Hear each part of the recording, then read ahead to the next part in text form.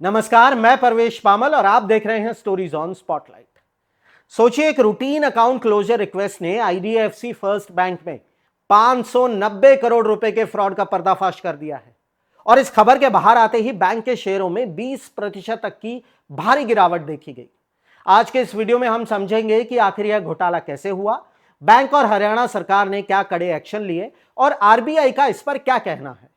इस पूरे मामले की शुरुआत तब होती है जब हरियाणा सरकार के पंचायत विभाग ने चंडीगढ़ की आईडीएफसी फर्स्ट बैंक ब्रांच में अपना खाता बंद करने और फंड्स को ट्रांसफर करने की रिक्वेस्ट डाली। जब बैंक ने इसे प्रोसेस किया तो एक बड़ी विसंगति सामने आई। विभाग जो बैलेंस क्लेम कर रहा था वह बैंक की किताबों के बैलेंस से मैच ही नहीं कर रहा था।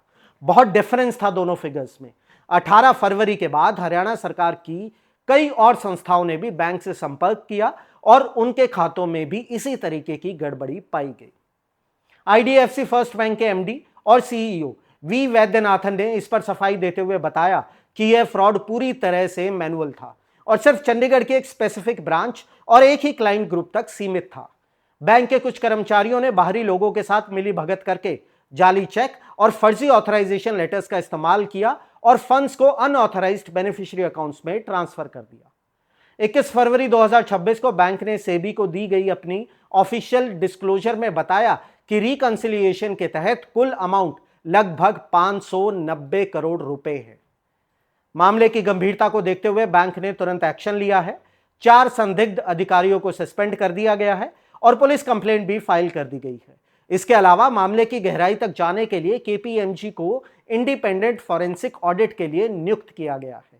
बैंक ने संदिग्ध खातों पर लीन मार्क करने के लिए दूसरे बैंकों को रिकॉल रिक्वेस्ट भी भेज दी है ताकि फंड्स की रिकवरी की जा सके। इस फ्रॉड के बाद हरियाणा सरकार ने एक बहुत बड़ा कदम उठाया।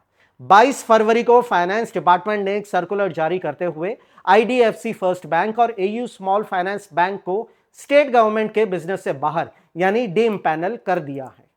सभी स्टेट एंटिटीज को आदेश दिया गया है कि वे इन बैंकों से अपना पैसा तुरंत निकालें और खाते बंद करें।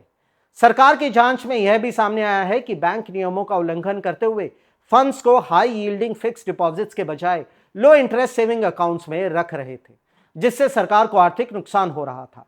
अब सरकार ने सभी विभागों को निर्देश दिया है कि वे 31 मार्च 2026 तक अपने सभी बैंक खातों का मंथली रिकंसिलिएशन पूरा करें।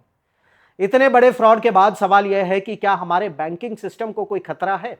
इस पर आरबीआई गवर्नर संजय मल्होत्रा ने साफ किया है कि इस फ्रॉड से बैंकिंग सिस्टम में कोई सिस्टमैटिक रिस्क नहीं है। उन्होंने आश्वासन दिया है कि भारत का बैंकिंग सिस्टम मजबूत है और बैंकों का कैपिटल एडिक्वेसी रेशियो लगभग 17% है, जो कि काफी बेहतर माना जाता है। आरबीआई किसी इंडिविजुअल बैंक पर कमेंट नहीं करता, लेकिन वे इस मामले पर करीब से नजर बनाए हुए हैं। बैंक का कहना है कि वे वेल कैपिटलाइज्ड हैं और रिकवरी या इंश्योरेंस क्लेम से जो भी पैसा वापस आएगा उसी पर इस फ्रॉड का फाइनल फाइनेंशियल इंपैक्ट निर्भर करेगा। लेकिन एक साधारण रिक्वेस्ट से शुरू हुए इस मामले ने पब्लिक सेक्टर अकाउंट्स की सुरक्षा और बैंकों की गवर्नेंस पर कई बड़े सवाल खड़े कर दिए हैं। इस पूरे मामले पर आपकी क्या राय है, हमें कमेंट्स में जरूर बताएं। स्टोरीज ऑन स्पॉटलाइट से जुड़े रहने के लिए धन्यवाद। मैं परवेश पामल, मिलते हैं अगले वीडियो में। जय हिंद। चुनावी वादों का वड़ा पाव, अर्थव्यवस्था का भरता, गर्मा गर्म मुद्दों का चटपटा विश्लेषण, व्यंग का तड़का with a bit of serious discussion. हर हफ्ते special episodes, stories on spotlight with Parvesh Pamil, only on Rapid Leaks YouTube channel.